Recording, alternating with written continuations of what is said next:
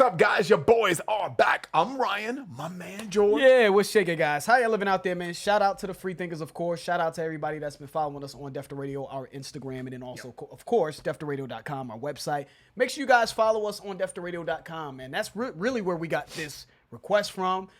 It's from a person that shall remain nameless because they didn't want us to, use their name. And it's like, just keep that on the low. So shout out to you, sir. And we also saw a few other requests for this specific song on like Instagram and around, YouTube as well. So make sure you follow us on Def to Radio. The information for that will be in the description. And as always, guys, make sure you like, subscribe, hit the notification bell. Make sure it's set to all so you get all our videos as they drop. Up and coming artists, man.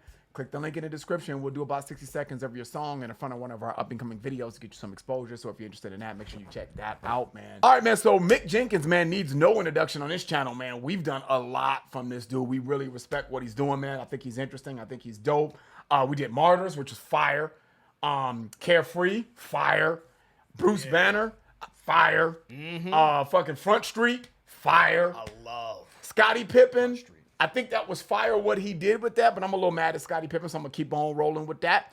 And did I say P's and Q's already? Nope. But P's and Q's, fire. So dude. Mick Jenkins is such a great artist, man. Such a great artist. And this is the song that we're doing today is Roy G. Biv, and it's off of the Patience album that he literally just dropped. I think he dropped it maybe a few days ago. So new project from Mick Jenkins, man. Just one of those guys, man, that's sort of semi-underground, that is extremely talented. And, when people say, oh, hip-hop is dead or whatever the case may be, and, oh, no great artists being made, we can always point them to people like that. I think what they're saying when they say that is on a mainstream level that's sort of visible, which I agree with. Yeah. It's not the same because Wu-Tang was on the radio. Wu-Tang was on MTV. Wu-Tang was everywhere, right? Those are guys that really rap. When we talk about lyricism and just having concepts and being creative and all that shit was actually mainstream when we were growing up. But it doesn't mean it doesn't exist because guys like Mick Jenkins proved that to be the case. You know what I mean? So let's get into it. We went with Roy G. Biv, as I said. It was all over the place. It was Roy G. Biv. It was Mop. That was another request. It was just... Smoke Something joint, the joint with Freddie Gibbs. That was another one, but it was all over the place. So we kind of went with what was on deftoradio.com, our site. So hey, that gets priority. So make sure y'all join the site. Let's get into it. Mick Jenkins, Roy G. Biv.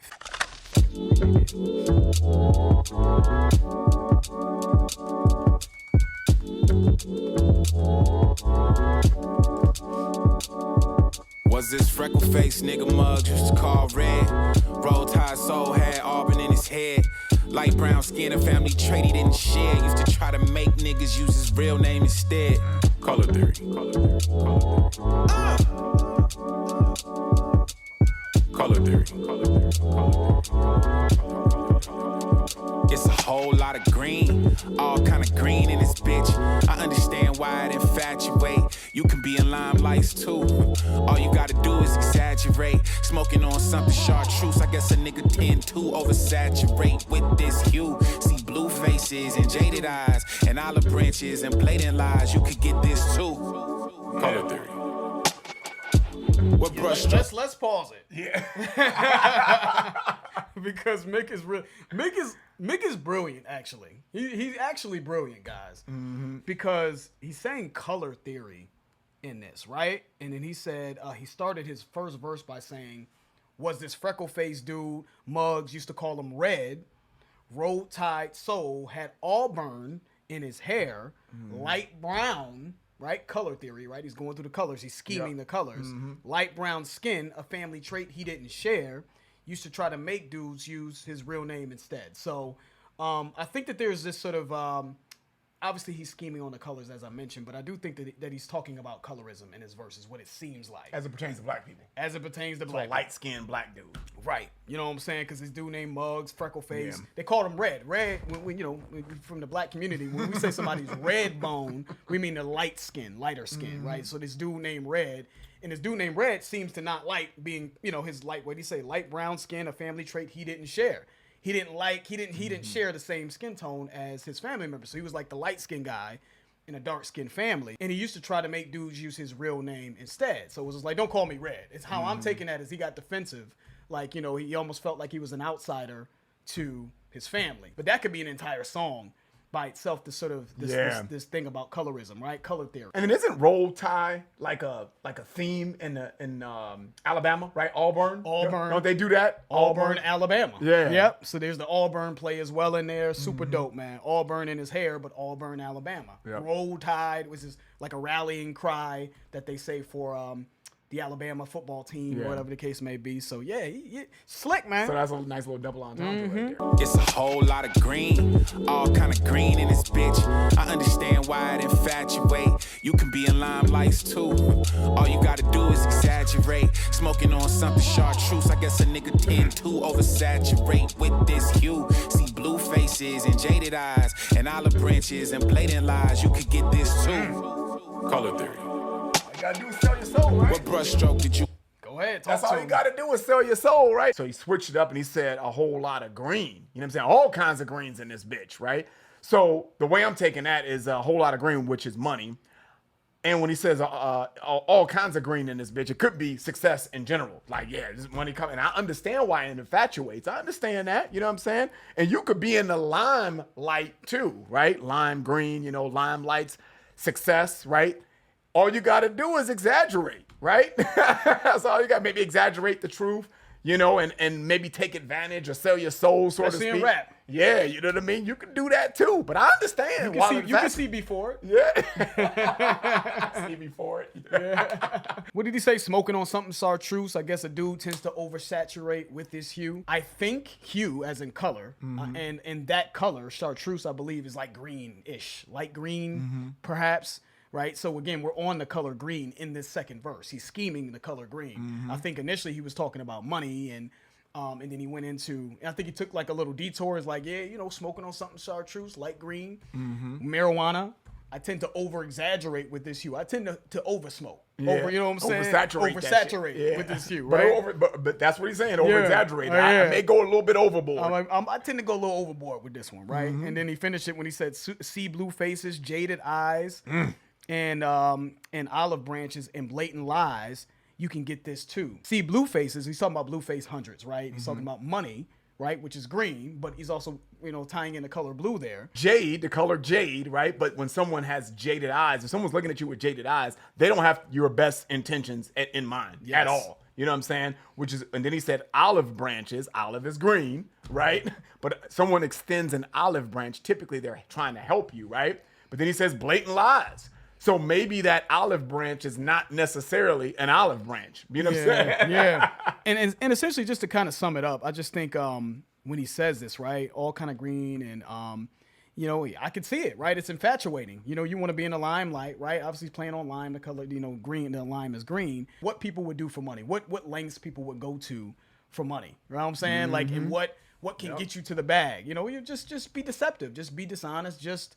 cut corners, whatever, however you want to take that, right? You could just be somebody that you're not. Over exaggerate in your raps, lie about it, lie, cheat, deceive, and people will deceive you over the color green, right? Fake, blatant lies, olive branches, and all this other shit. A big part of this is deception and fronting and acting like you're something you're not and putting out just being disingenuous, all for the green. Going back up to the first verse, though, when he was talking about used to call red, a family trait he didn't share, used to make his dudes use his real name instead.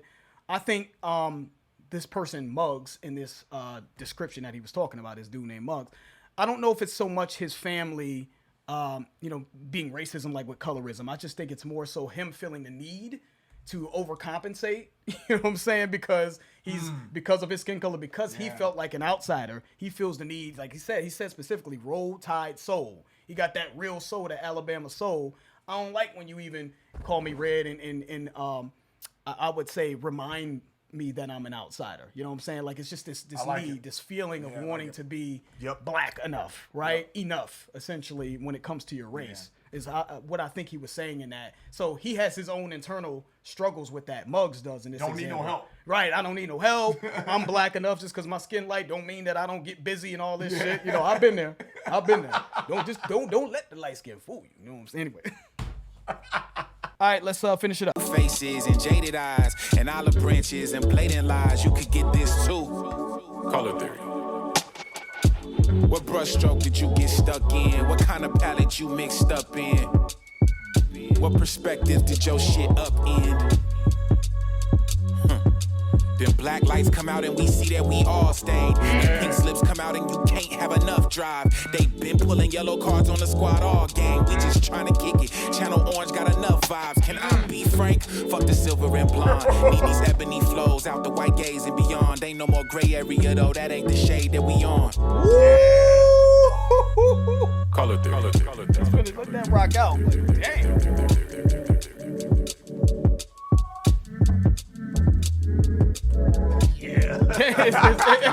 As you can see, it's settled Yeah, it's a lot. Yeah, that's dope though.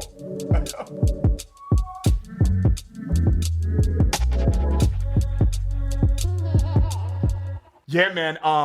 George, you mentioned it's settled in a little bit because I laugh. I'm like, yeah, this dude, and George was like, yeah, it kind of settled in, huh? And I'm like, yeah, this motherfucker's really dope, man. He said, what brush strokes did you get stuck in? What kind of palette you mixed up in? What perspective did your shit upend? That right there. Oh, no, hold on. Let me finish it. Then he says, them black lights come out and we see that we're all stained. Let's stop right there. I love what he's doing here with the whole color scheme, right? We went from, the colorism thing, and we went to the money, success, green color scheme, and now he's talking about painting. And I'm kind of taking it as, okay, if this is your life, right? This third verse, this is your life, okay? And you've got kind of like this mural that you can paint of yourself. You can paint, and you have this board of that we would call life. And what stroke did you get stuck in? What part of life are you still stuck in? Is it the money phase? Do you have your own insecurities, whatever case may be? But he's talking about it in framework of like it being a painting. Yes. And then he said, what kind of palette did you mix up in? The palette is what you use, that painters use, what I'm saying? They got all the colors and shit on their little thing. They're like, voila. This thing called life, what kind of stuff did you get mixed up in? Did you make the right combination of stuff to kind of make this beautiful picture of life and make your life the way you wanted it? Or are you mixed up in some bullshit? What perspective did your shit upend? Is your shit upside down? Is your shit turned around? Or what did you really do? But then black lights come out and you see that we all stained. That was such beautiful writing, right? When you look at painters, some paintings can't be seen. You can't really see the true vision until you turn on the black lights and turn them off, and you can see like things that weren't present with the naked eye. And I think what he's saying here, man, is when it comes down to it, man, we all are jaded and stained and have we're not perfect, but that's what makes us beautiful. There's beauty in the struggle as well, especially if you persevere and make the right decisions along the way. That's the way I'm taking that. I could be wrong, but dude, I just think nonetheless, I just think it's beautiful writing. Yes, it is. Yes, it is. What did he say after that? The black lights come out, we all stained them. Pink slips come out, and you can't have enough drive, right? Pink. So first of all, black lights. Let's just go over the colors. Yeah. Let's just summarize what he's doing in his third verse, right? Then black lights come out, pink slips.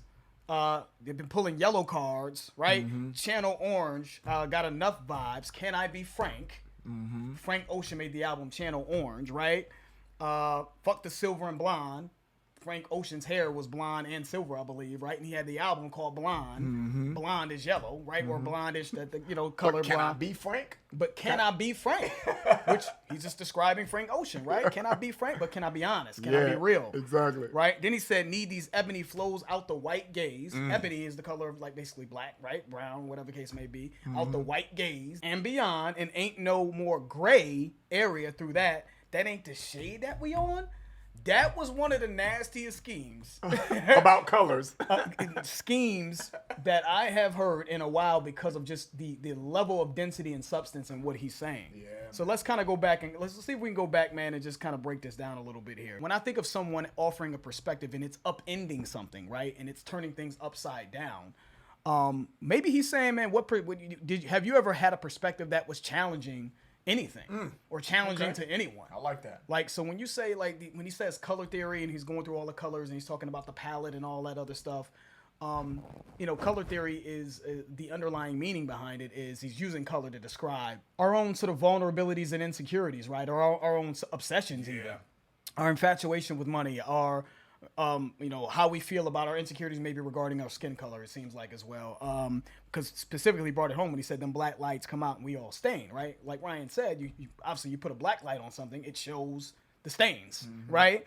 We're all stained. We all have flaws. We're all flawed in different ways. So when he's talking about color theory, I think he's going through the various flaws, using color to describe these flaws and bringing that to light, right? And then he followed that up, that stain line, by saying, you know, them pink slips come out and you can't have enough drive. So when you think of a pink slip is showing that you own, basically in this situation, I would say a car, right? You have the pink slip to the car, you own it. When he says you can't have enough drive, you may not have enough drive, right? To succeed and have ambitions in life. I think that's another insecurity that he's talking about, right? But he's using pink slips in a car. Cars, you know, pink slip shows that you have ownership of a car, but you don't have enough drive. Maybe that's one of your problems. Maybe that's what's holding you back. Then he said they've been pulling yellow cards on a squad all game. We just trying to kick it.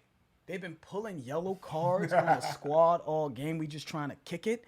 Yellow cards is what, a penalty in soccer? Yeah. We're just trying to kick it, soccer, kick it. But we're just trying to kick it. We're just trying to chill and mind our own business. But we keep getting these yellow cards thrown on us, right? Penalties. So what are yellow cards? Like, from a hood perspective, right? Yeah. You know, maybe the police are harassing us. Maybe, you know, maybe it's just various different hurdles that you gotta fucking overcome. Hurdles that you gotta overcome, right? You know, just it's you're fighting against the tide, essentially, right? To the disadvantages you have to overcome. So, but that was so fucking necessary. Yeah, it was. Still yellow, right? Yellow card, still in the color scheme, but we're just trying to get down to the meaning of it all. But getting down to how he ended it when he said, need these ebony flows out the white gaze. Need these ebony flows out the white gaze. When he says ebony flows, what's ebony? Black, right? Brown, color, brown. Ebony flows, though. When you say flows, we're talking about the art of rapping. You know, at least a tool in the art of rapping, right? You're flowing on a beat.